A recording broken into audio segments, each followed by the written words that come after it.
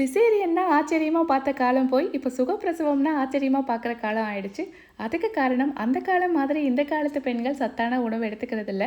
உங்க வீட்ல பெண் குழந்தைங்க இருந்தாங்கன்னா, இந்த பொடிய வாரம் ஒரு தடவையாச்சும் கஞ்சியோ, களியோ கிண்டி கொடுங்க. அதுக்கு கருப்பு உளுந்த நல்லா வறுத்து எடுத்துக்கோங்க. அந்த காலத்துல புது மாப்பிள்ளைங்களுக்கு அதிகமா கொடுத்த மாப்பிள சம்பா அரிசி, சர்க்கரைய கட்டுக்குள்ள வைக்க காட்டு யானம் அரிசி, எப்பொழுதும் இளமையா இருக்க கருங்குரவை அரிசி, கெட்ட கொழுப்பை கரைக்க குள்ளக்கார அரிசி, அந்த காலத்தில் ராஜாக்கள் மட்டுமே அதிகமாக பயன்படுத்தின கருப்பு கவுனி அரிசி, பெண்களுக்காகவே உருவாக்கப்பட்ட பூங்கார் அரிசி, இது கூடவே பாசிப்பருப்பு, பச்சரிசி, சுக்கு, ஏலக்காய் இது எல்லாத்தையும் தனித்தனியாக வறுத்து மிஷினில் கொடுத்து அரைச்சி வச்சுக்கோங்க. இப்போது அந்த மாவில் ஒரு கப் எடுத்து அது கூடவே கருப்பட்டி பாகு, கொஞ்சம் தண்ணி கலந்து கட்டி இல்லாமல் நல்லா கரைச்சி விட்டதுக்கப்புறம் அடுப்பை ஆன் பண்ணுங்கள்.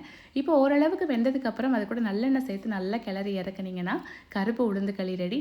இது பெண்கள் மட்டும் இல்லை, எலும்பு வலுப்பெறணும்னு நினைக்கிற யாருனாலும் சாப்பிடலாம். இவ்வளோ செய்கிறது கஷ்டமாக இருக்குன்னு நினச்சா சேம் இன்க்ரீடியன்ஸ் யூஸ் பண்ணி ஃபிட் அண்ட் ஃபுட் தமிழ் அப்படிங்கிற பேஜில் ப்ரீமியம் குவாலிட்டியில் கருப்பு உளுந்து கஞ்சி மிக்ஸ் சேல் பண்ணிட்டு வராங்க.